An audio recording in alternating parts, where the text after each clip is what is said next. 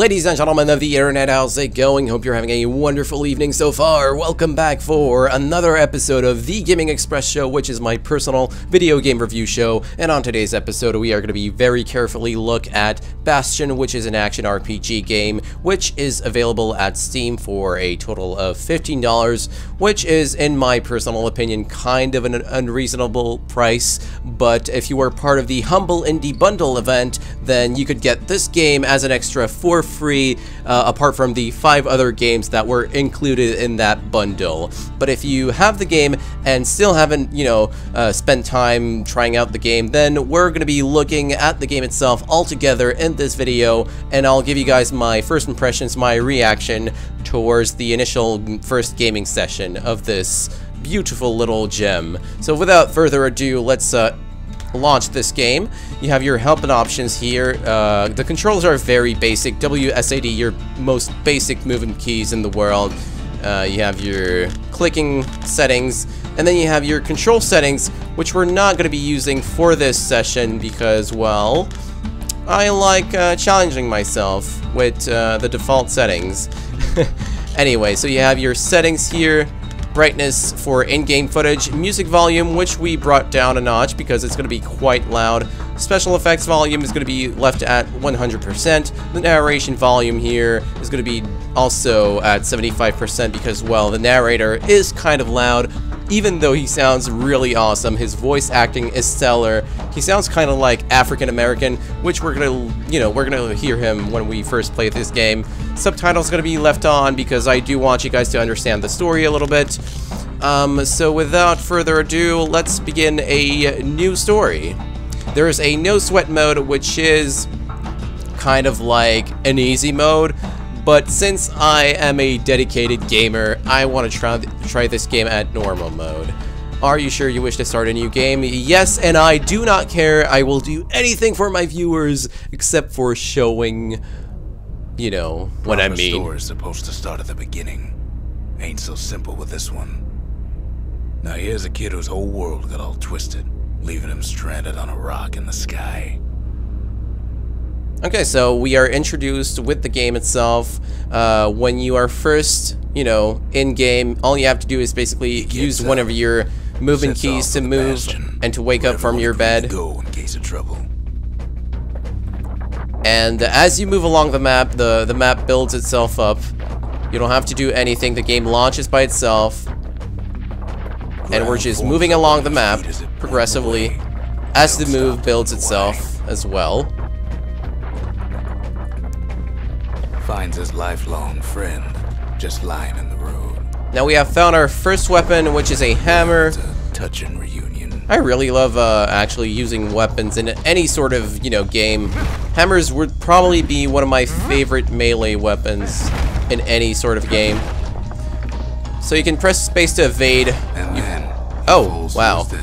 Well, that was quite He unfortunate. sees what's left of the rippling wall. In this tutorial stage, we aren't dying really. Calamity. Thank God we are respawning at the same spot.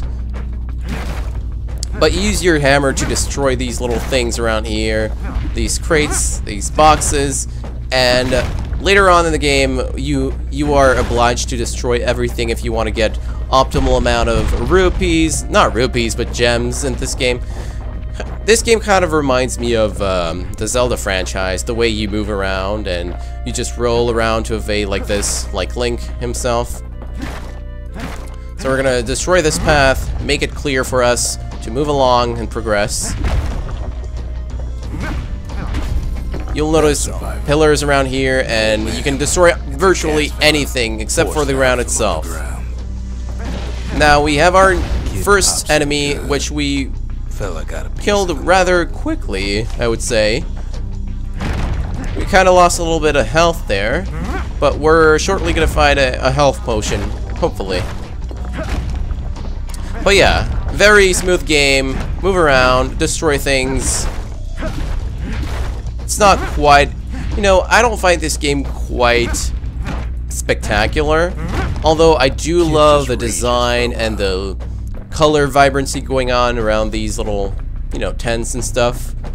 The brightness effects are quite beautiful. Ain't a gift from the gods. but it'll have to do. So we have our second weapon in here, which is basically a ranged weapon. Gotta hold her still to spin up the chamber. All you do basically is hold down the right-clicking mouse button to shoot some arrows, although you will have to reload if you keep shooting on and on. But you can, you know, you can save these arrows by shooting in a productive way, instead of just wasting all of them like that, like I am doing. So we're gonna clear the way here. And even the repeater can destroy things, as you might have noticed. And as we're destroying these little objects and stuff, we're getting these gems, these blue gems that we're collecting, which are going to be used to purchase new items and to get new upgrades for our weapons and our skills and whatnot. Kid's worked up quite a thirst by now, so that fountain looks real inviting. The fountain basically is a healing source for the hero, so we're going to press down on our eat button. Sometimes you just need a drink. And we got a healing drink. We're gonna drink right now. And as you can see, our health has been replenished to the maximum rate. A school of squirts tunnels up around them. Unfortunately, we have more enemies, and we have to smash them down. And as we're fighting them, we're losing health. So let's roll around to evade attacks and whatnot. You can also destroy things by rolling around too, which is kind of I find this more productive, honestly. We're gonna drink again, get another drink, and yeah, you can keep on, you know, healing yourself, but you won't. Although later in the game, you won't be allowed to heal that much. Used to have the nicest view. Ooh, I got hit there. Okay, so we're entering a building finally.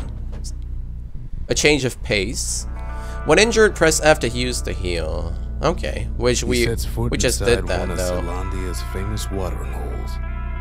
Inside's old Rondi, the bartender. The calamity got him before his drinking did.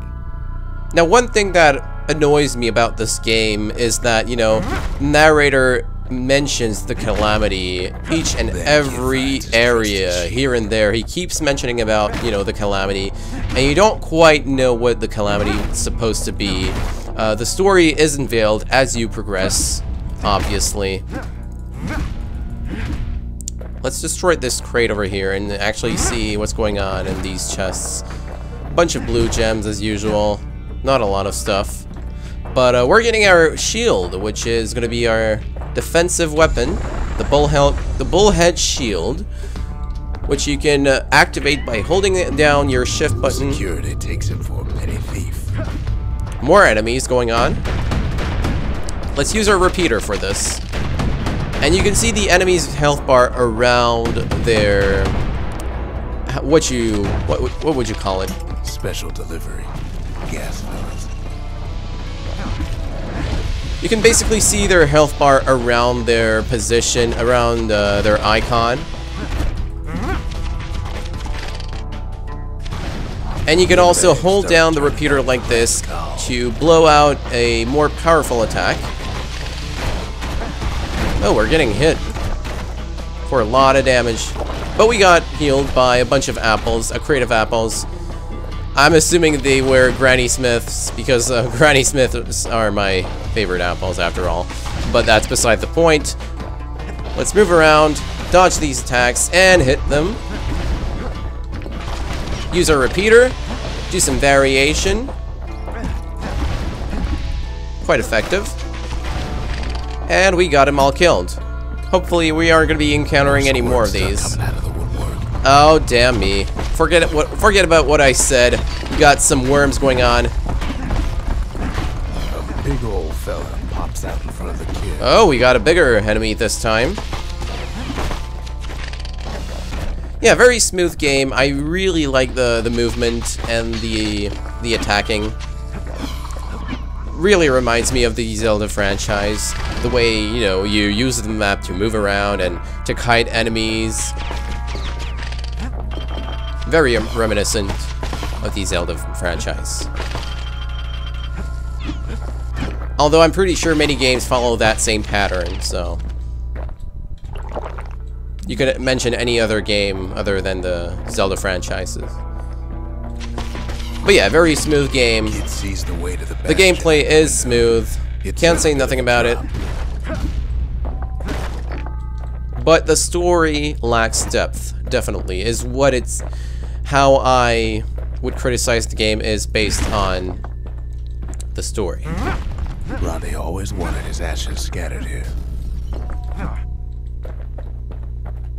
But again, these are my first impressions, so any story development that is unveiled later could easily, you know, you could easily refute my argument by bringing up later story quotes and whatnot. So yeah, this is pretty much the game.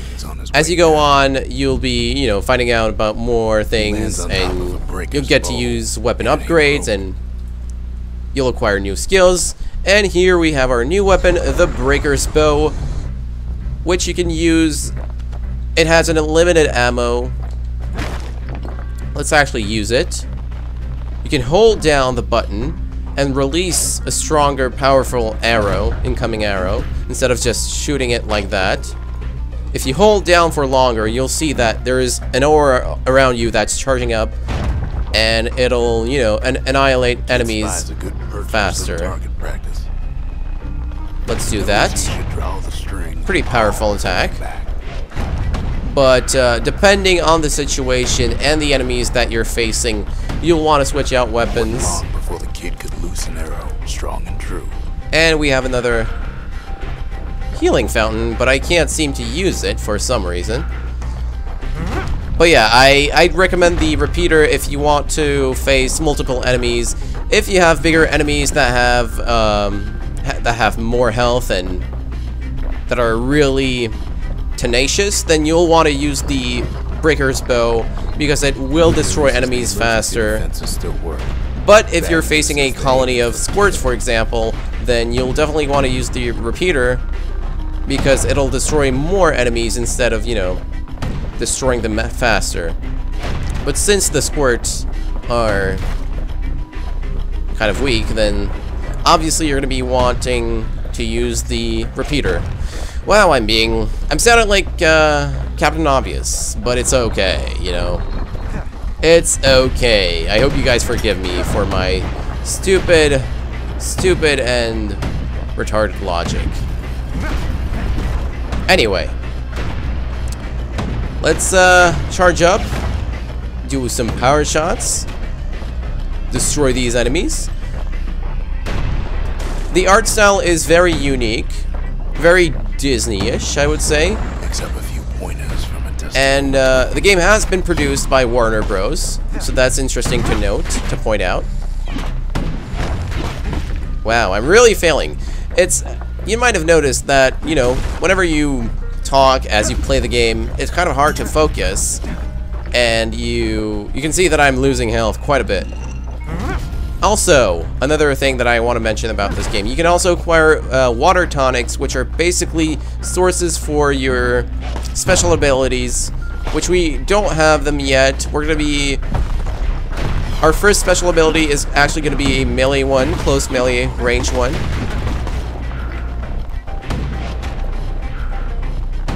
But again, very fun game.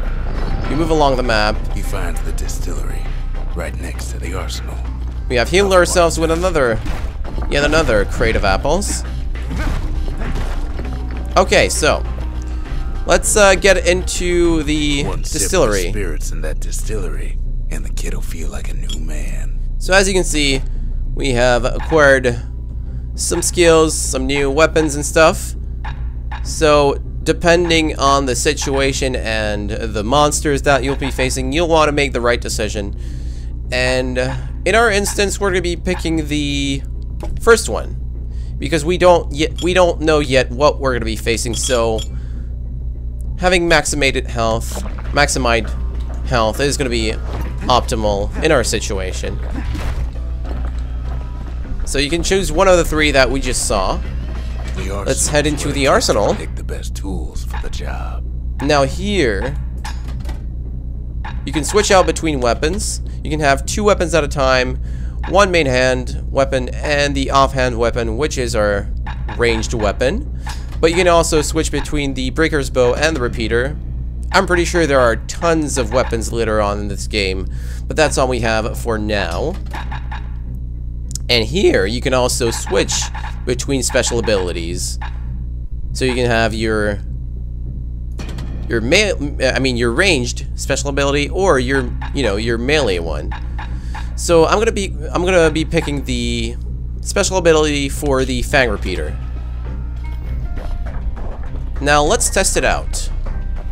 Let's actually find some enemies to show off the skill. Wow, that's pretty effective. Looks pretty cool. So the special abilities, wow, I flabbergasting much, but the special abilities are good God, are very much like in the Zelda games. Again, I'm repeating myself, but I can really see the similarities between the two games. Honestly, I think this Fang Repeater special ability is most effective when most enemies are surrounding you, all around you. But in this case, we don't really need it. So it's really recommended if you are in the middle of a colony of enemies. So now I don't have any more tonic water, so I can't use my special abilities, unfortunately. God, we're losing a lot of health. I should probably be healing myself. Woo! Very fun game again. Lots of movement, mobility going on. Oh God, I'm losing health. So many worms. I'm really surprised. Oh, now I got it. Derp. I just had to destroy these little bases that spawn these worms. Oh my God! Whew! Losing a bunch of health is not nice at all. But we made it, nevertheless. And we got 2 water tonics and a bunch of health potions as well. Nice reward. We got some gems as well. We're moving along the map, and let's get these things. Oh my God! Woo! Not nice of you, sir. I kind of wasted my. I should have probably evaded these attacks. I'm not being smart, but I do not care at this point. Ferry barge sends the kid on his way. The Bastion's real close now. Not a lot of voice acting going on, except for the narrator. The character himself doesn't speak. Oh God. This is excruciating. Woo! Okay, we're reloading. Oh God, oh God. This is dangerous. So dangerous. Kid better watch his step. Kid don't go down that easy. To carry on. Woo! I can't believe I died. Shameful skills I have. Gamer skills and whatnot. Oh God. Okay. So here you're gonna have a major battle going on. Kid takes a chunk of alloy. And you can also collect these upgradable items, which you can unlock at the distillery store. Once you finish this zone, you can go back and upgrade your weapons and stuff. Oh God. But yeah, it's a very big boss battle going on. Oh God. Lots and lots of enemies.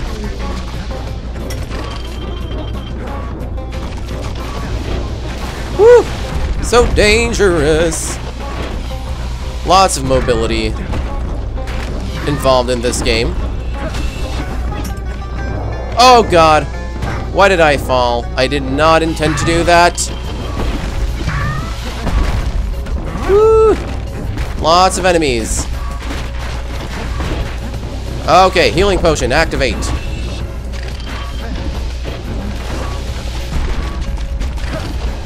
And also, you'll want to avoid this guy's attacks because he will destroy the ground that is breakable, and you'll eventually fall into these little pits of doom if you don't know where you're going, and if you're not being careful. Obviously, you may die. Holy crap. Holy crap. Gotta avoid. Whew. So dangerous. Oh, God. Healing myself. Nope. This is not working. As it seems. Okay, we have another tonic. Kid puts him out of his misery. Oh, we managed to kill the boss, which is quite nice. But yeah, the difficulty of this game is reasonable. Not too hard, but manageable if you know how to move around the map efficiently. That is. Woo! Rob's a scumbag. We made it! Woohoo! You got to level 2, which will, fortunately enough, unlock for us. It will. I'll acquire new maps. Not new maps. I mean new skills, and eventually I'll get a new weapon and stuff. But yeah, we got tons of gems here. Quite nice. Oh, wow. I can't believe I made it while talking. And you can still, you can keep on destroying these things if you want to. You can get extra gems if you want optimal amounts of, you know, gems and be able to get what you want in a short amount of time. So again, very reminiscent of the Zelda franchise, but it has a 2D look, a little bit of 3D here and there. And the art style is just refreshing, very colorful, cartoony. This game, I'd give it a, based on my first impressions, I'd give it an 8 on 10, which is a pretty good number rating, if you tell me. But ladies and gentlemen, thanks for watching today's episode of the Gaming Express Show. Make sure to like, comment, and don't forget that you can also follow my Twitter and my Facebook for any random updates. Again, thanks for watching, and I'll see you next time. Goodbye, folks.